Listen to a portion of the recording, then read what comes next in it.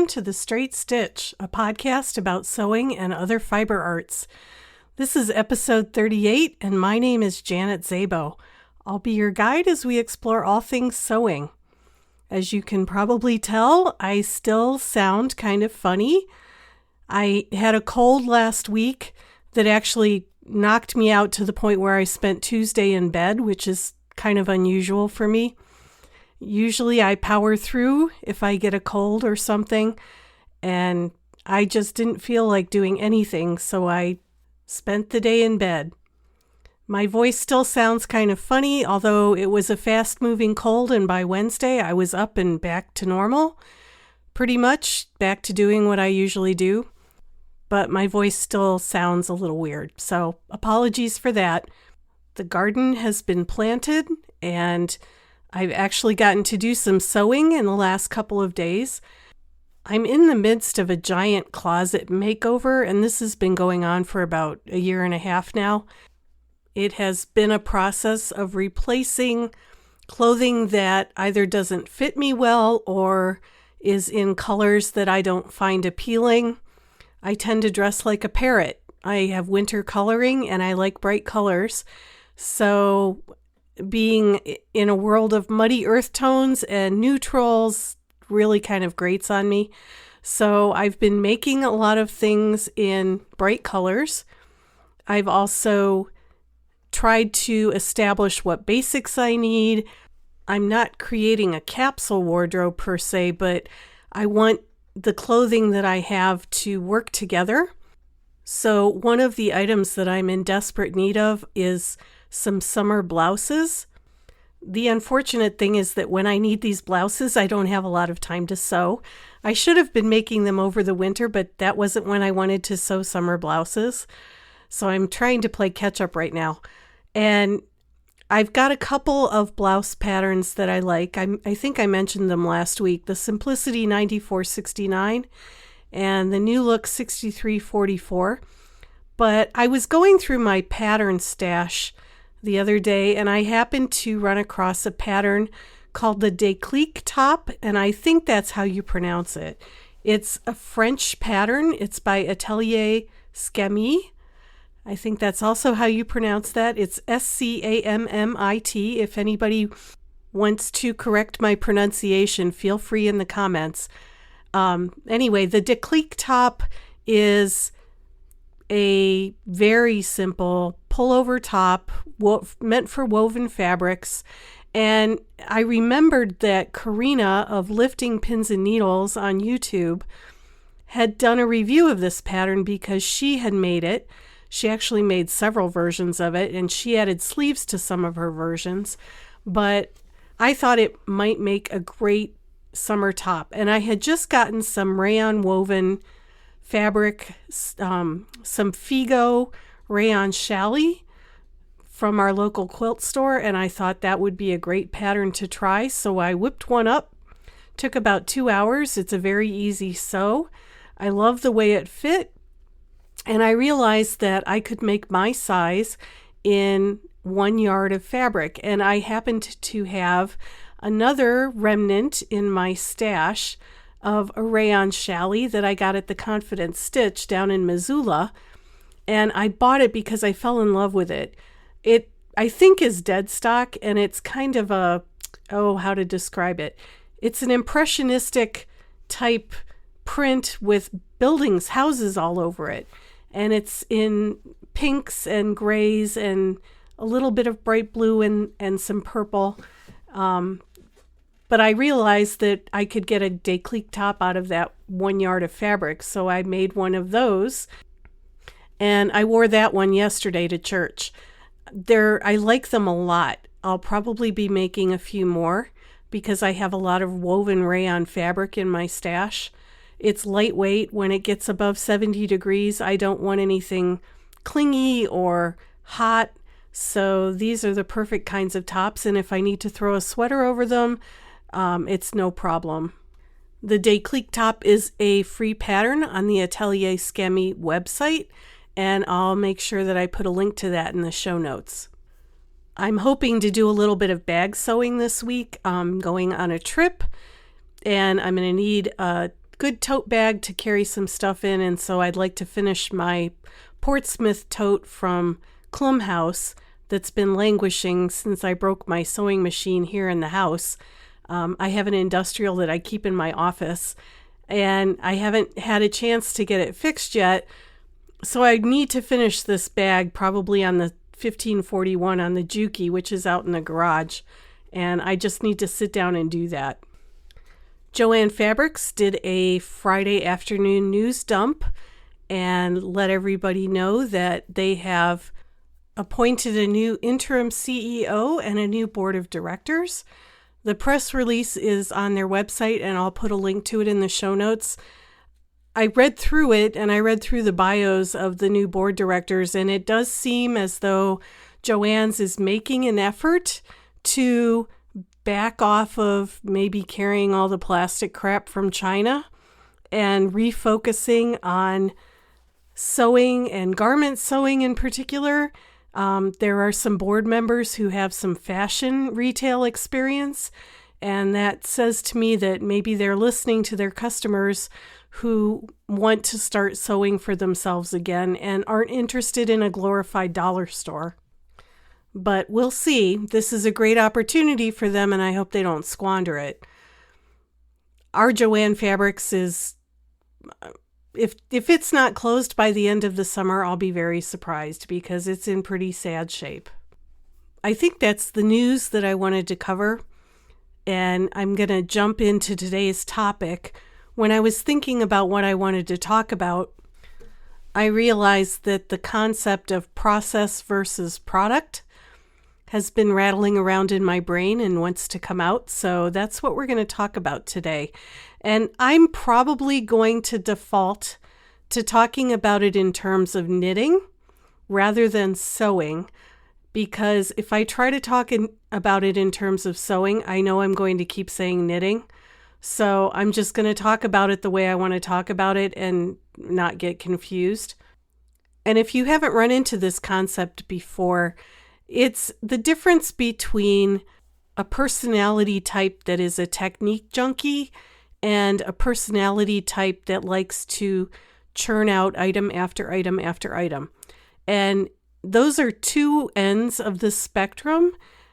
I doubt very much that any one person is exclusively a process person or exclusively a product person. I think we lean one direction or another. I think we have tendencies toward one or the other, but I also think that some of it depends upon the seasons of our lives. When I was knitting, I was very much a process person. I could get absorbed in the process of making knit stitches. I would dream about making knitted fabric, and if that doesn't tell you something, I don't know what does. I very much enjoyed working through the Master Knitting program from TKGA, from the Knitting Guild of America, because that whole program focused on techniques. And it was a structured program of demonstrating mastery of many different kinds of knitting techniques, like increases or decreases, bind-off techniques, and for a technique addict, that is like crack. So I really enjoyed that part of the process. Even my knitted designs were less about fashion and more about technique. So I wanted to push the envelope and figure out how I could use different techniques in different ways. When I took up quilting and sewing, though, I quickly became more of a product sewist, not a knitter. I know I was going to do that. More of a product sewist because I was able to finish projects much faster when I was sewing than I could when I was knitting. Knitting, even for someone like me who did it professionally for many years, and I'm a fairly fast knitter. I'm not the fastest person on the planet by any stretch of the imagination, but I do knit rather quickly. It still took me weeks to knit an Aran sweater, weeks at least. So discovering that I could finish a piece of clothing in an afternoon was just amazing to me, and I quickly switched from being a process knitter to being a product sewist. So let's talk a little bit about the two different ends of the spectrum and the two different personality types. And again, realize that you're probably not exclusively one or the other, but knowing what you tend to lean toward can help you in your projects. If you're primarily a process person and you would like to churn out more projects, there are ways that you can kind of hack yourself to do that, and vice versa. If you're more of a product person, there are ways that you can slow yourself down and focus more on the process. So for those of you who are process people, you might recognize yourself if I say the following. It's all about the journey rather than the destination. Techniques are more interesting than outcomes. Process comes with insatiable curiosity. You take great pleasure in the act of making something. Every step of the process is enjoyable. You're not rushing to get through one part to get to another part. And repetition for you causes boredom. If you're listening to that list of characteristics and thinking that doesn't describe me at all, you may be a product person. If you're a product person, having a finished object is more important than the road it took to get there. The techniques that you use become a means to the end rather than the focus. You take great pleasure in the created object. You'll hold it in your hands or behold it on a hanger. I do that a lot. I look at stuff hanging on hangers and think, I made that. You take great pleasure in what you have created. And for you, repetition enables perfection. But there may be some drawbacks. If you're a process person, you might get bogged down in the details. You might not be able to see the forest for the trees. You're so fixed on what kinds of techniques you're using that you fail to see the larger picture. You might have a horrible, horrible case of startitis. We used to say that in the knitting world, startitis. It's when you get halfway through a project and you might get bored with it and you want the excitement of starting something new. And before you know it, you've got 15 works in progress going. And maybe that is how you like to work. But for some people, that can be a psychological weight, knowing that they have too many irons in the fire, too many projects in process. I know that I tend to get this way, and every so often I will have to designate a day or a week where I assemble all of my unfinished projects and I go through them one by one and finish them. Because otherwise I think, oh my goodness, I've got all these projects that my children are going to have to do something with after I die. And I can't have that, so I finish them. You might think there aren't any drawbacks to being a product person because, after all, you end up with lots of finished products. What could be worse? But even the product people may have some things that they'd like to change about the way they work. One of the things that I've noticed about product people is there tends to be less depth of mastery. And I kind of jokingly refer to students that I used to get in my knitting classes periodically who would come in and say to me, "You can't teach me anything new. I've been knitting for 60 years. And of course, my first thought is, then why are you taking a class? But what eventually became apparent to me was that these were the people who learned maybe one or two different increase techniques or one or two different decrease techniques when they first started knitting, and they used those to the exclusion of all else. And the one that I used to see most often was knit into the front and the back of the same stitch. And there were lots of people who used that as their only increase method. even though it may not have been the best choice for the project they were using it in, that was the only increase method that they knew, so they used it to the exclusion of all others. Product people may also find that they are limiting their creativity. And I think of this when I think of my favorite scrap quilt to make is probably the candy-coated quilt from Sunday Morning Quilts by Amanda Jean Nyberg and Cheryl Arkinson. I have made close to a dozen of those.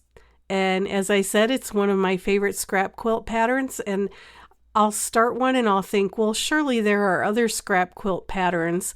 I don't have to default to this one, but I'm pretty sure that when I start making another candy coated that I'm going to have a finished object, because I've made them so many times that I'm almost on autopilot at this point.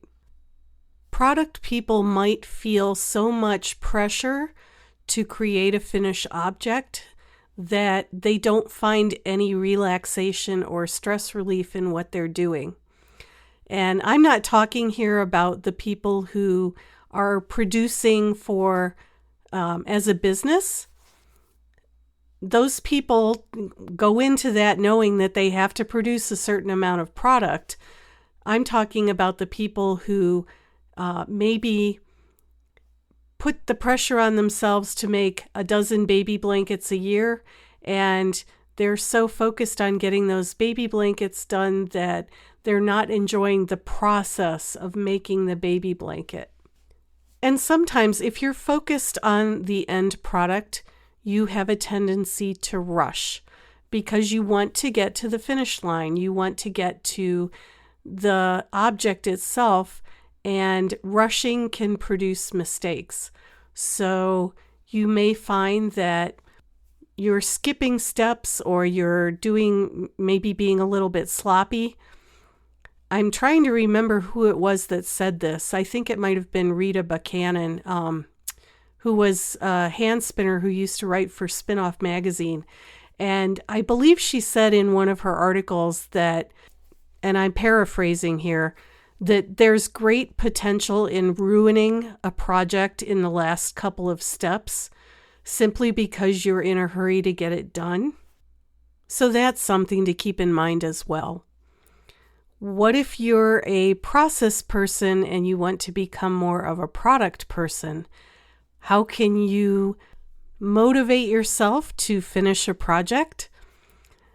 It depends on what kind of motivation works best for you. Maybe you need to concentrate on small projects. So you might decide to try out new techniques, but in small ways. So on a hat, if you're a knitter, for example, or on a tote bag, or even a little zipper pouch. Zipper pouches, I am finding, are wonderful little canvases for all sorts of different sewing techniques, embellishment techniques, and they're small enough that they kind of let you scratch that itch. You can try out a new technique, but you also don't get bogged down in the process of making something so big that you're going to get bored with it halfway through. Maybe you're the kind of person that needs a carrot and stick approach, so you need to have a reward waiting for you at the end of your project. Maybe that's the permission, if you want to give yourself permission, if that's how you operate, the permission to go out and buy yarn or fabric for another project. Maybe it's that when you finish a project, you'll go out and buy another pattern, or you will treat yourself to some new sewing supply. It's a matter of finding what works for you and using that as your motivation. Maybe you're a deadline person. Some people are very motivated by deadlines. I am. And I like to give myself, say, 2 weeks to make a bag. And I can't start anything else until I've finished that project. And knowing that I've limited my amount of time that I can work on that project is good motivation for me to not get bogged down in the details or not enjoy the process so much that I'm procrastinating finishing it. Now, what if you're a product person and you want to become a little bit more relaxed and you want to enjoy the process and enjoy the journey? What are some tips and techniques you can use to do that? One thing I like to do every so often is to choose a really complicated pattern. 2 years ago, I made the Slabtown backpack, which is a Klume House pattern, and that was complicated enough that I literally had to take it step by step by step. And those patterns are written extremely well in a step-by-step format. So they're small enough chunks that you can do one step a day or one step in an hour, depending on how much time you have. And what I told myself was that I was going to do that one step and I wasn't going to look ahead and see what was coming next. I was just going to do that step and do it slowly and carefully. It's like eating an elephant one bite at a time, and before I knew it, I had a finished backpack. I've got a simplicity pattern, I believe it's simplicity, I'll have to look up the number, that was designed by the American Sewing Guild. It's a raincoat pattern, and I bought it a couple of years ago, and it's still on my list of things to do, but I'm having trouble finding the fabric that I want for it. I've also got the Andes jacket by Itch to Stitch, and I do have fabric for that one. I've got some hot pink soft shell, and that's going to be another one of those projects that I'm just going to take my time and I'm going to learn the techniques that are involved, and I'm not going to rush as I work through it. If you're a product person, it may be hard for you to play in your sewing room. You might be thinking that you're not doing anything productive if you're not actually making something. But play is important.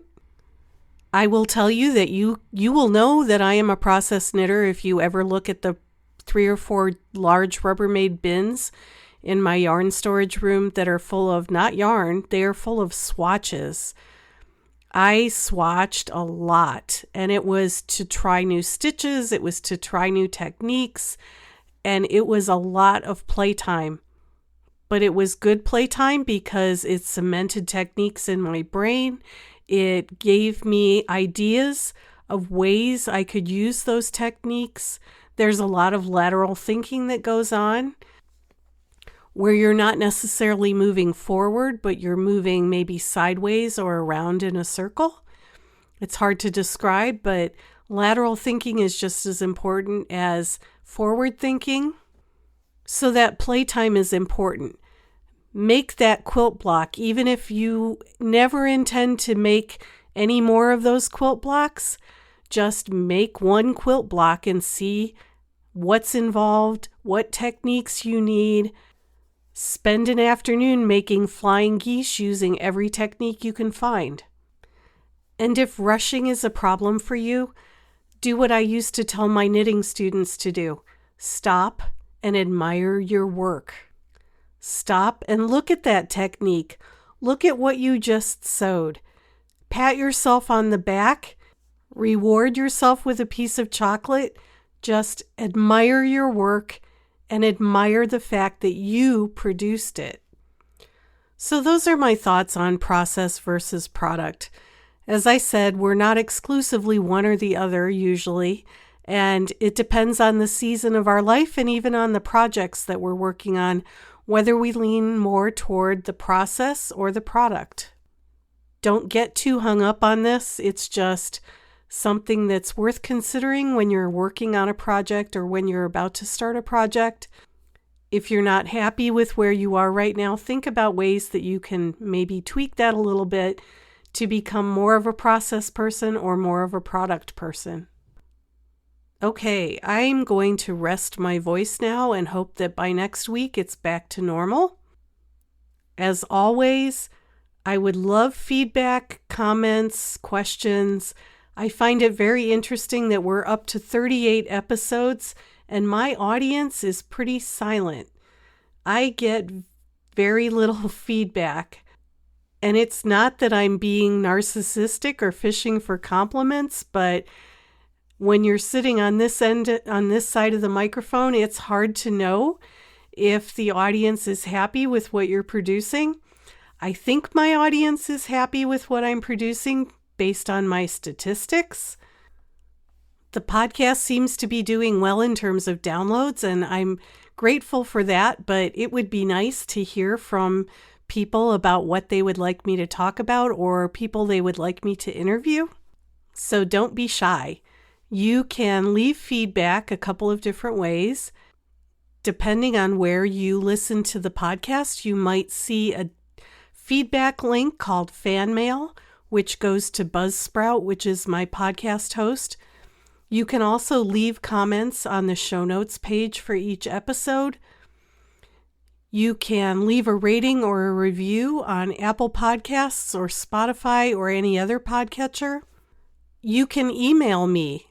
My email is janet@janetzabo.com. I try to answer every single email that I get, so don't be shy. Some of you have come over to read the blog, and I appreciate that. I hope you're finding it entertaining. If you go to my website at www.janetzabo.com, there are links to my Big Sky Knitting Designs website as well as to the blog. And the blog is where I write 3 or 4 times a week about what's going on here in Montana. I might post pictures of the pigs or the chicks. I'm trying to get a picture of one of the snakes in my garden who is being a little shy. I also post pictures of my makes there, so if you're interested in seeing what my déclique tops look like, you can go to the past couple of days where I posted pictures of those. The podcast website is at www.thestraightstitchpodcast.com, and that's where you can find the show notes for each episode as well as a guest form. So if you think you might have an interesting sewing story to tell, feel free to fill out the guest form. I've got a couple of interviews coming up in the next couple of weeks, and they all came through the guest form. But even if you don't give me any feedback, I hope that you will continue to listen. So until the next episode, I hope you have a great week and that you get to go sew something.